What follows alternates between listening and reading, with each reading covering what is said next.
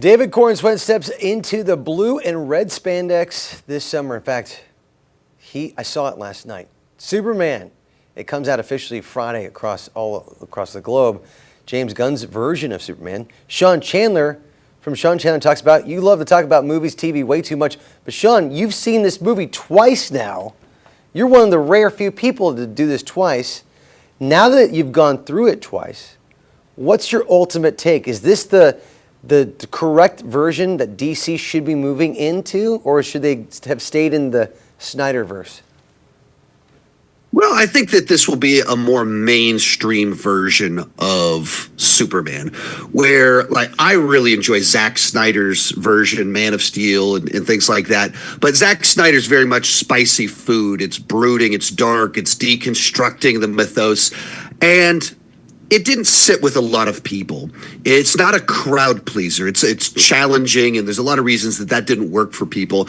And this is very much this hopeful, optimistic, fun version of Superman with lots of humor, a cute dog flying around. There's a lot of things that make this play to a much broader audience.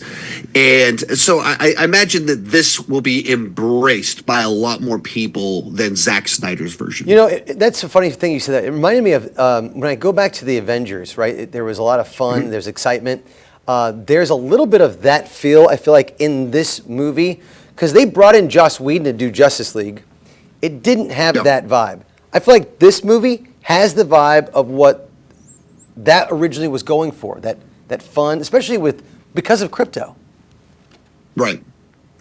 Well, and it's being constructed from the ground up to be this lighthearted take that has the cute sidekick. It has an ensemble. I mean, Superman is absolutely the star here, but you also have the Justice Gang. So you have a team up aspect kind of going along in the film. It just has a lot of elements that that lend itself nicely to being kind of this big, broad, fun film. And that's what they were always going for. With Joss Whedon on Justice League, that was something that he was brought in to try and course correct something that was very mature, dark, and grown up. And this was designed to be this film by one person. Same writer, same director. Let's talk about the grown up stuff. You brought your kid to go see the film. What was his response to this? Is this his Superman? Did he, as a child, did he enjoy it? Yeah, I took my 13-year-old son to see it. And, he normally likes comic book movies, but they're not the thing that he goes completely wild and crazy for. We left the theater and he was much chattier about his opinions about this film than he is about most films. He really enjoyed it. He liked that it wasn't an origin story, that it kind of got right to the point in the action, doing very Superman stuff. He enjoyed all the quirky, weird stuff with robots, monkeys, flying dog. All those things were things that absolutely were to his taste. He did say that he thought that this was his favorite Superman movie. He's seen the Christopher Reeves films, so he was very positive on it. Let me end with this. Fantastic Four comes out in 2 weeks. I want to know Sean Chandler's 4 fantastic superhero movies. What are they? 4 fantastic superhero. Let's go all back to 1978. We got to go. The original Superman movie that invented the genre, so you have to include that one in there. And then let's go Spider-Man 2002. That's the movie that really was the first big blockbuster of the modern era of comic book movies. X-Men came a couple years before that, but Spider-Man 2002, Sam Raimi's, kind of opened this whole floodgates of just popularity. And then we will go, trying to balance these out a little bit. Let's go with The Dark Knight in 2008. Just one of the most celebrated comic book movies of all time, and the darker, grounded version of it. And Number 4. I just love that. Also love Batman Begins.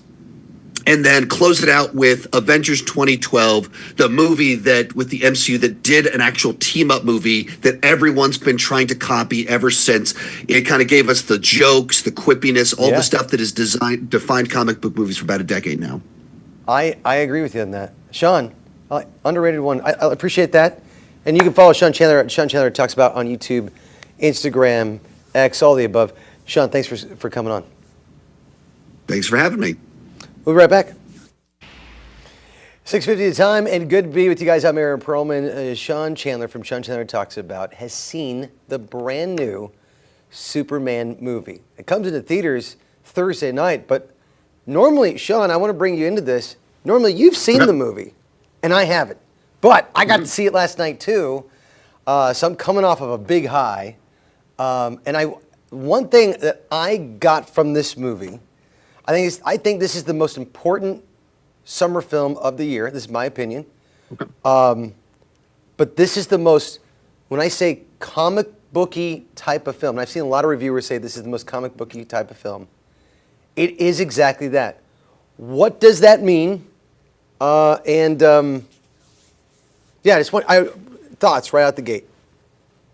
Yeah, I left the theater, and that's what I wrote in my tweet. It's the most comic booky live action movie that we've ever gotten. A phrase a lot of other people using is a comic book brought to life. But this sort of idea that it's not trying to anchor itself in our reality. You go back to Christopher Nolan's The Dark Knight, and that movie was very intentionally trying to have a grounded reality that you could find ways to make all of this believable.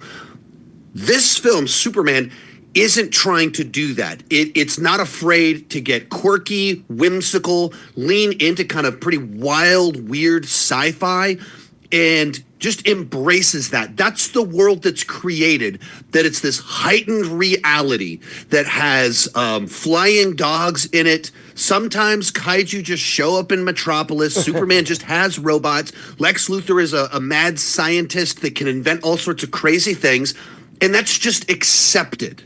It doesn't try to justify any of it. It embraces and leans into that extreme kind of wild reality. And there's something very refreshing about a superhero movie that just leans into that. You know, and you're right, because we even showed you a clip a second ago of the original Christopher Reeve Superman, and that even in itself is grounded in the sense it's in our world, this is what it is. But this movie, my wife went in going, this is going to be a cartoon that I'm going to watch in real life. And that's what it was. Knowing that, enjoyed it immensely. Immensely. So if you've watched the old Superman the animated series from the 90s, Justice League Unlimited from 20 years ago, it's that in live action. And there's something about that that's really fun, where even most of these movies try and tell an origin story. Superman shows up and no one has ever seen anything like that before. That's not what this movie is. This is a movie where superheroes just exist, and all of this stuff is normal to the people in that world. We're the visitors that are like, wow, what's happening here? And you're right. The world, that's the thing about this. The world building is incredible here. Right out the gate, it's part of one of the characters. But Superman is all about Superman. And I think that's the best thing about this is that we spend, I would say, 85-90% of the film with Superman. And in my opinion, I think this might be the best take on Superman since Christopher Reeve. What's your thoughts? Yeah, I mean, they're setting him up as the classic Boy Scout. He's written to be very naive in this refreshing sense of he's just so trusting that he believes the best in people. That's not subtle. That's like overtly part of the movie is that people see that about him, and he makes choices all throughout the film that are based on kind of like believing the best in everyone, even in situations where obviously he should not trust the people around him. He uses made up fake cuss words. He's like, oh, shucks, darn it. Like he does things like that. And there's just this very traditional nature about him, which is all classic Superman. In the movie, he's like really goes through it, but he's not a brooding character at all. He's a hopeful, optimistic character. He very much is. In fact, all right, so we're going to bring you over on our Fox 58 newscast and talk a little bit more about that. In fact, because you brought up language, I was shocked to see how deep into that realm we go on the PG-13 rating, which is totally PG-13. But for the family friendliness on side of things, I want to get your take on that and so much more. I think this is the film people should be talking about for the summer movie blockbuster. That's coming up. Absolutely.